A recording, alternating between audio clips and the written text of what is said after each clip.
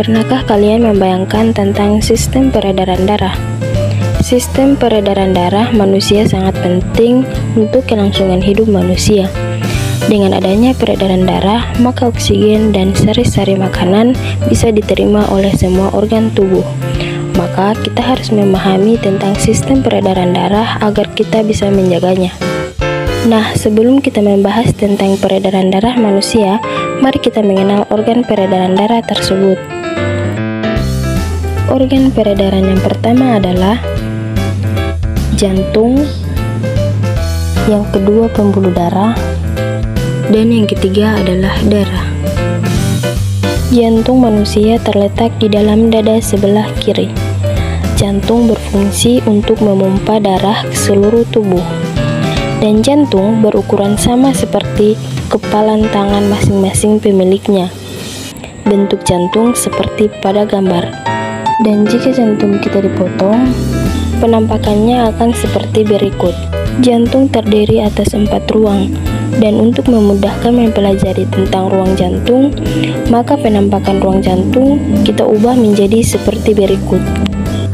Dan masing-masing ruang jantung seperti pada gambar. Nah, mari kita bahas tentang masing-masing ruang jantung secara lebih detail. Yang pertama, serambi kiri. Yang kedua, serambi kanan. Yang ketiga, bilik kiri. Dan yang keempat, bilik kanan. Agar darah dalam ruang jantung tidak tercampur, maka jantung mempunyai katup atau sekat yang biasa disebut katup jantung. Berikut tetap masing-masing katupnya. Selanjutnya, mari kita bahas cara kerja jantung. Fungsi jantung adalah untuk memompa darah. Jantung mengalami proses relaksasi atau diastol, di mana otot jantung mengundul sehingga jantung seperti mengembang, dan letak darah masih diserambi seperti pada gambar. Lalu kontraksi atau sistol, di mana otot jantung menegang sehingga jantung menguncup dan letak darah masih di bilik seperti pada gambar. Jadi, setiap jantung berdenyut, selalu ada gerakan relaksasi dan kontraksi secara terus-menerus selama manusia itu hidup. Selain jantung, ada organ tak kalah penting yaitu paru-paru. Bentuk dan letaknya seperti pada gambar. Nah, berikutnya kita akan membahas tentang jenis pembuluh darah. Pembuluh yang pertama adalah pembuluh arteri atau pembuluh nadi, yaitu pembuluh darah yang membawa darah keluar dari jantung. Biasanya berwarna merah, gambarnya sebagai berikut. Terlihat itu ada pembuluh nadi terbesar, yaitu aorta. Lalu pembuluh nadi, lalu ada pembuluh kapiler.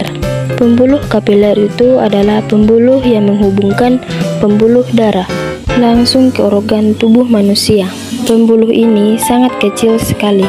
Lalu berikutnya ada pembuluh balik yang mengantarkan darah kembali ke jantung. Ada pembuluh arteri pulmonalis yang mengantarkan darah dari jantung ke paru-paru. Ada pembuluh vena pulmonalis yang mengantarkan darah dari paru-paru kembali ke jantung. Berikutnya adalah proses saat jantung berdenyut. Seperti yang sudah dijelaskan di awal, jantung berfungsi memompa darah ke seluruh tubuh. Maka beginilah cara kerjanya. Saat relaksasi, bentuk jantung mengembang dari darah masih di dalam serambi kanan dan serambi kiri.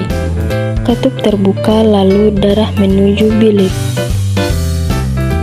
Saat berkontraksi, bentuk jantung menguncup dan darah mulai dipompa keluar dari jantung, menuju pembuluh darah, ke paru-paru, dan ke seluruh tubuh, lalu kembali ke jantung lagi. Proses tersebut secara terus-menerus terjadi setiap jantung berdenyut. Proses peredaran darah.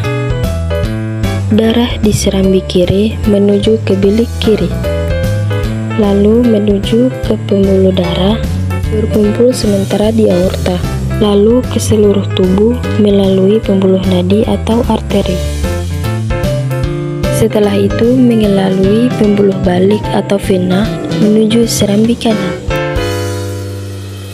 dan lanjut ke bilik kanan, lalu menuju ke arteri pulmonalis, di paru-paru mengalami pernapasan, lalu menuju vena pulmonalis. Proses tersebut terjadi secara terus-menerus setiap jantung berdenyut. Penjelasan tentang warna darah. Jika darah berwarna merah, maka darah tersebut banyak mengandung oksigen atau O2 dan sari-sari makanan. Jika darah berwarna biru, maka darah tersebut banyak mengandung karbon dioksida atau CO2. Berikut penjelasan tentang warna darah pada peredaran darah manusia. Saat darah menuju paru-paru, darah masih berwarna biru, sehingga banyak mengandung karbon dioksida atau CO2.